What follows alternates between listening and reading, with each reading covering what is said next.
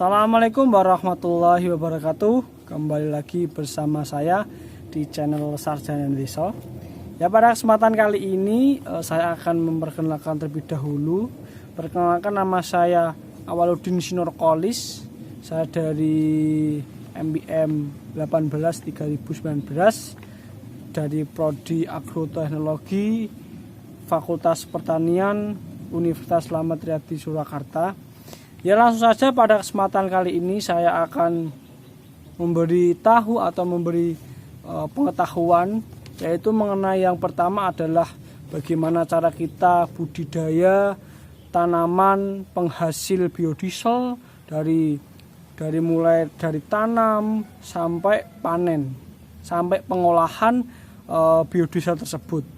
Yang kedua adalah bagaimana cara kita budidaya tanaman yang menghasilkan bioetanol, yaitu dari kita tanam hingga kita panen hingga proses pembuatan bioetanol itu. Dan yang terakhir adalah saya akan menjelaskan bagaimana mengatasi cara meningkatkan sumber energi terbaru atau terbarukan yang bisa disebut dengan EBT. Kita sebagai mahasiswa yang khususnya mahasiswa pertanian, bagaimana cara dan langkah-langkahnya. Mari kita simak videonya terlebih dahulu. Cekidot. Yang pertama adalah kita mengulas mengenai biodiesel. Nah, biodiesel itu apa, teman-teman? Jadi biodiesel adalah suatu penemuan atau suatu teknologi, suatu bahan bakar yang berasal dari tumbuh-tumbuhan seperti itu.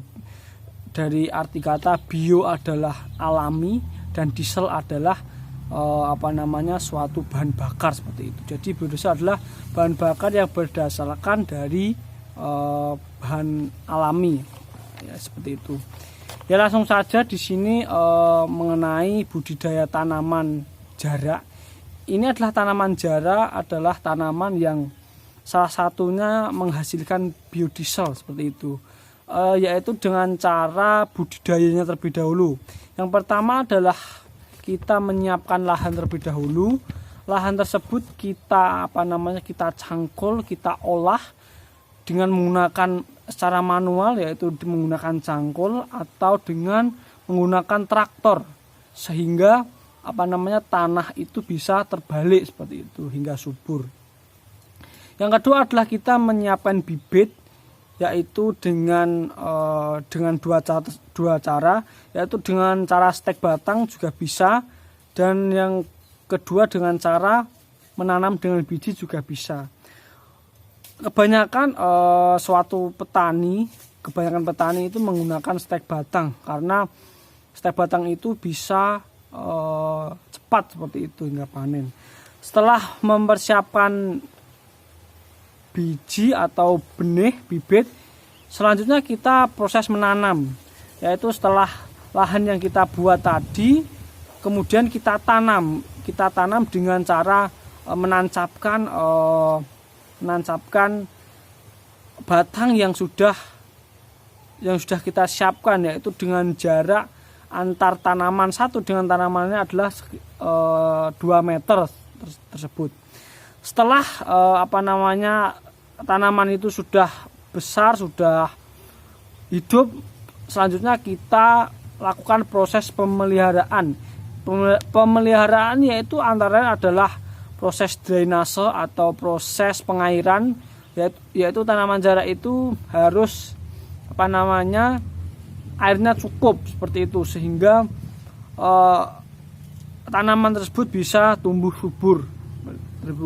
Yang kemudian adalah penyiangan gulma. Jadi gulma yang ada di sekitar tanaman jarak sebaiknya kita bersihkan. Supaya tanaman jarak itu bisa subur dan nutrisi yang ada di tanaman jarak tidak diambil oleh gulma tersebut. Yang selanjutnya adalah proses pemupukan, yaitu proses pemupukan tanaman jarak itu bisa dimulai yaitu setelah 1 bulan setelah tanam. Jadi setelah tanam bisa kita beri pupuk, yaitu dengan pupuk Ponska, pupuk Urea, dan pupuk TSP seperti itu. Kemudian adalah proses panen. Jadi proses panen ini tanaman jarak itu membutuhkan waktu 1 tahun bisa kita panen seperti itu. Kita panen biasanya para petani memanennya itu biasanya bareng-bareng seperti itu, bareng-bareng seperti itu. Selanjutnya setelah proses panen ini, selanjutnya adalah kita bagaimana cara tanaman biji jarak itu kita jadikan biodiesel. Bagaimana prosesnya? Yaitu mari kita simak.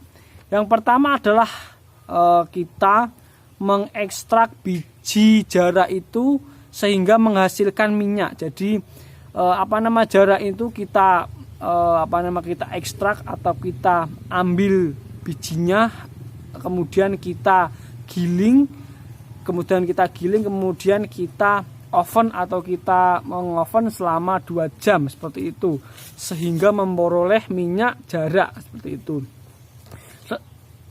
Proses selanjutnya adalah proses esterifikasi.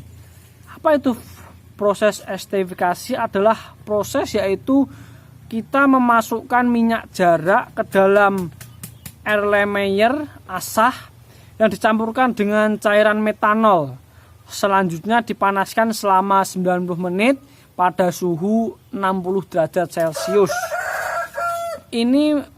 Proses ini dilakukan dengan suhu yang sangat panas, yaitu 60 derajat Celcius. Setelah minyak ini diproses,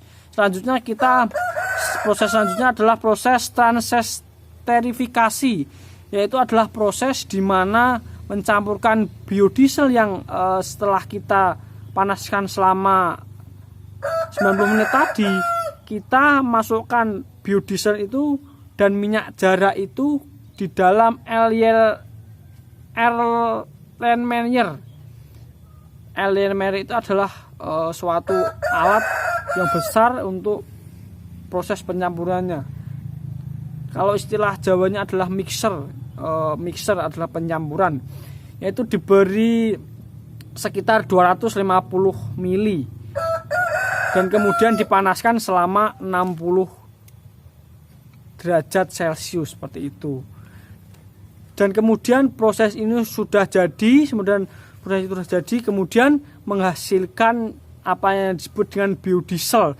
Kemudian biodiesel ini bisa kita aplikasikan pada kendaraan kita yang berbahan bakar solar atau yang dari mesin diesel seperti itu. Ini adalah proses pembuatan biodiesel seperti itu. Selanjutnya adalah tanaman penghasil bioetanol. Jadi tanaman penghasil bioetanol ini saya sebutkan adalah tanaman tebu.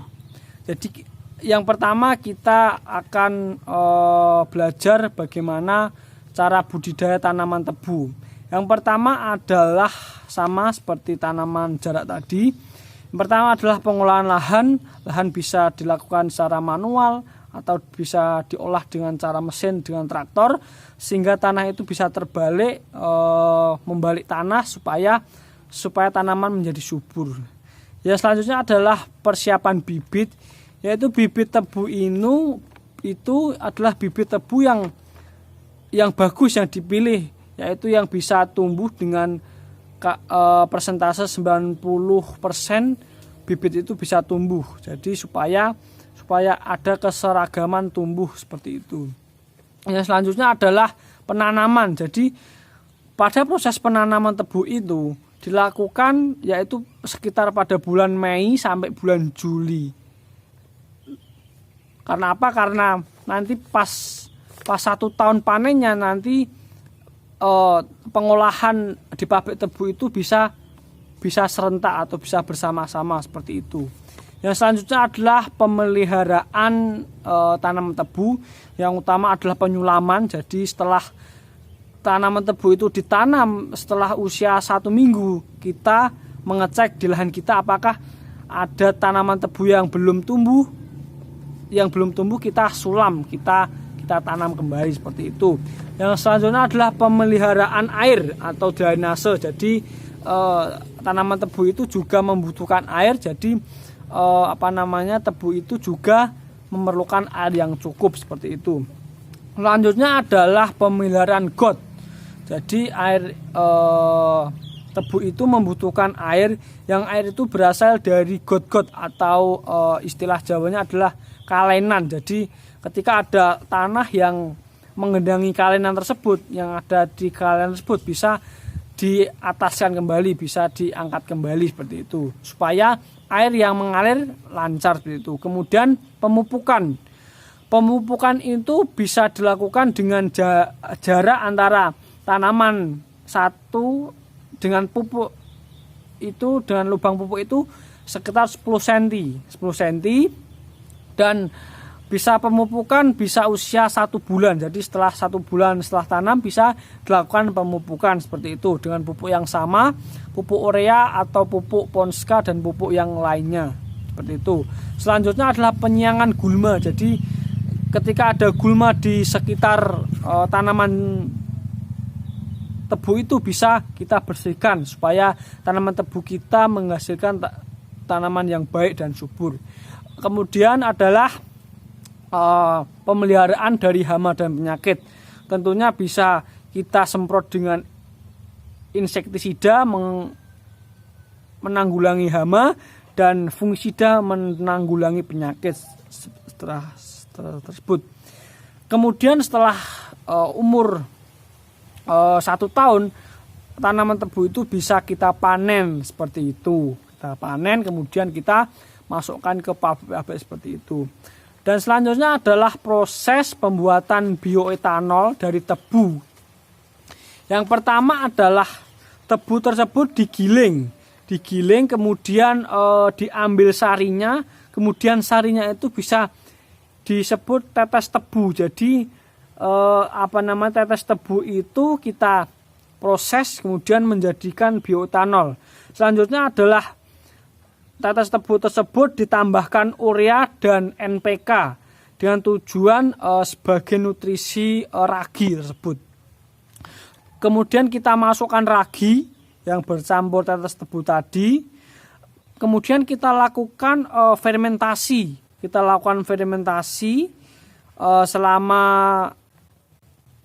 Selama beberapa hari. Yaitu selanjutnya adalah proses distilasi dan proses dehidrasi, yaitu adalah proses setelah fermentasi selesai, cairan tersebut dimasukkan ke dalam evaporator. Evaporator adalah alat untuk pencampuran tersebut dan kemudian dipanaskan pada suhu 80 derajat Celcius tersebut. Setelah itu bioetanol sudah jadi. Yaitu bagaimana ciri-ciri bioetanol jadi? Bioetanol jadi itu adalah dengan ciri-ciri memiliki kadar air sekitar 99,5%. Itu sudah bisa digunakan sebagai bahan bakar yang disebut dengan bioetanol. Itu bisa kita campurkan dengan bensin dengan perbandingan 2:8, yaitu bisa kita gunakan pada kendaraan kita seperti itu. Itu adalah cara pembuatan bioetanol. Selanjutnya adalah kita sebagai mahasiswa diberi pertanyaan bagaimana cara kita meningkatkan supaya tahun 2050 nanti EBT atau energi baru terbarukan itu bisa terpenuhi seperti itu.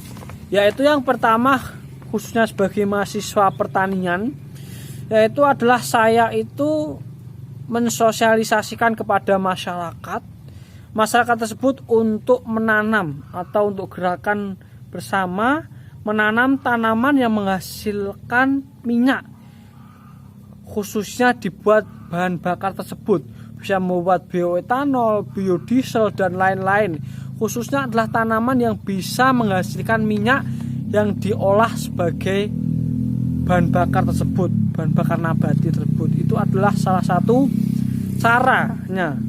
Dan kemudian yang kedua adalah dengan cara yaitu kita merancang teknologi bagaimana teknologi tersebut bisa menanam atau bisa memelihara atau bisa memanen dengan skala besar. Jadi kita tanamnya menggunakan teknologi yang modern. Jadi di lahan berapa hektar tersebut kita bisa tanam dengan cepat, dengan mudah, dan dengan waktu yang cepat seperti itu, sehingga menghasilkan minyak yang besar, bisa menghasilkan minyak yang kita butuhkan dengan skala besar seperti itu. Yang selanjutnya adalah, dan yang terakhir adalah, kita sebagai mahasiswa pertanian itu menjalin relasi atau menjalin kerjasama antara orang satu dengan orang yang lain, antara pengusaha satu dengan pengusaha yang lain, yaitu kita bisa bekerjasama dengan orang di luar kota atau di luar daerah. Orang tersebut kita suruh atau kita kita adakan gerakan bersama menanam tanaman industri seperti itu, sehingga di Indonesia itu bisa tercukupi minyak yang dibuat sebagai bahan bakar tersebut. Yaitu adalah cara-cara kami sebagai mahasiswa pertanian untuk bisa meningkatkan EBT atau energi baru terbarukan, supaya di tahun 2050 nanti energi tersebut bisa tercukupi. Ya, demikian video dari saya, video dari kami. Apabila ada salahnya, video ini sebagai pembelajaran bagi kita. Kalau ada salahnya mohon maaf. Jika ada manfaatnya, kami ucapkan terima kasih. Wassalamualaikum warahmatullahi wabarakatuh.